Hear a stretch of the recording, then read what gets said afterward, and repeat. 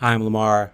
This is Blue Haired Fitness, and I want to talk about how reactive days get me off track and what you can do to avoid them and what I do to get myself back on track.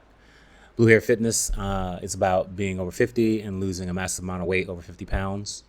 If that's something you're interested in, this is my journey. Please join me on it. So, as you know, I walk every day, at least I try to. And what ends up happening sometimes is I just get derailed. Like stuff comes up that I don't expect. And for me, when I have a habit and I'm going and I'm going and I'm going and things are going well, having reactive days is really bad on me because it throws me off my rhythm. And maybe it shouldn't, but I'm just being honest. So most of what I do is very scripted. You know, the walking in the morning, the route, how I eat, my sleep patterns. It's all a routine. It's not a rigid routine. As a matter of fact, my sleep schedule is really weird because sometimes it doesn't seem like I can go to sleep before 1 a.m. no matter what time I lay down. Sometimes I can lay down at 9 o'clock and go to sleep just fine. Other times I can lay down at 7 p.m. and not be asleep until 2 a.m. And I say all that to say that those are things that I anticipate. I'm proactive about them, but there are some things you can't anticipate because that's just the way life is.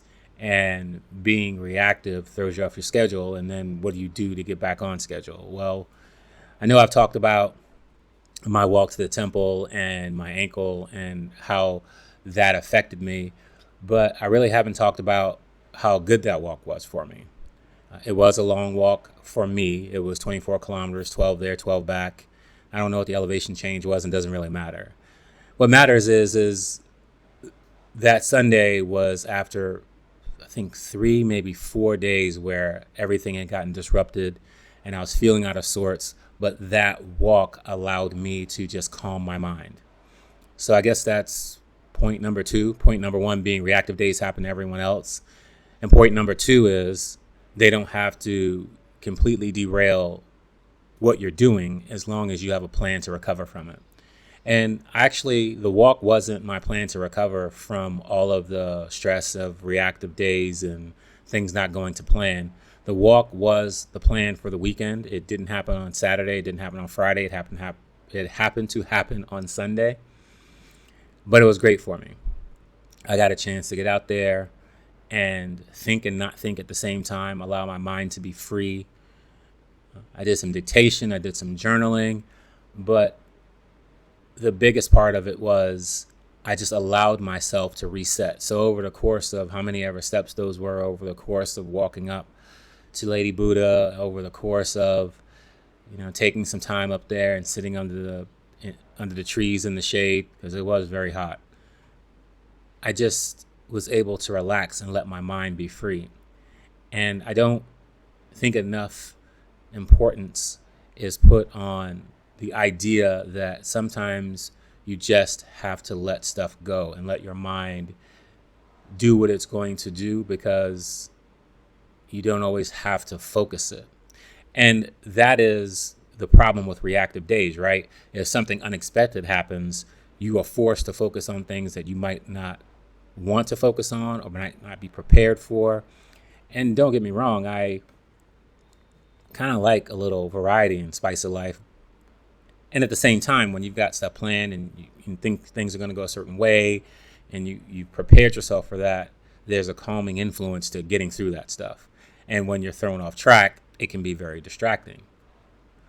But in that walk, I just really was able to enjoy my surroundings. I was able to mentally work out some of the things that were bothering me. I had some family stuff come up that was completely unexpected, and that had been troubling me. Some changes to the schedule, all of these things. So all of the things that I wanted to do got shuffled, pushed back. I got behind on while I dealt with these other things that had come up. And by Sunday, I was able to take that walk, take some time for myself, and reset. So point number 3 is find a way to reset. You're going to have these days where things don't go to plan. Like, that is the human experience. So what is your plan for when things don't go to plan? I can tell you that for a long time I didn't have one, and therefore I didn't deal with these situations very well. But now I have a plan. The plan is vague. The plan is to go walking, but I have a plan.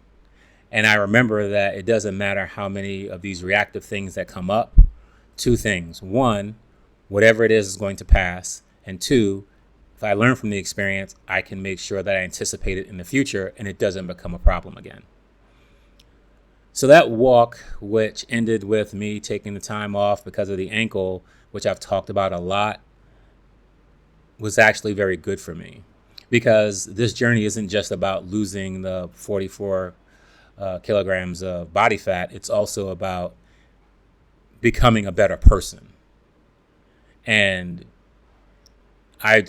I see my person as the whole being, not just what I look like physically, not just how my clothes fit, not just what it says on the scale. And once again, I don't recommend using scales, but how I feel physically as well as mentally and emotionally.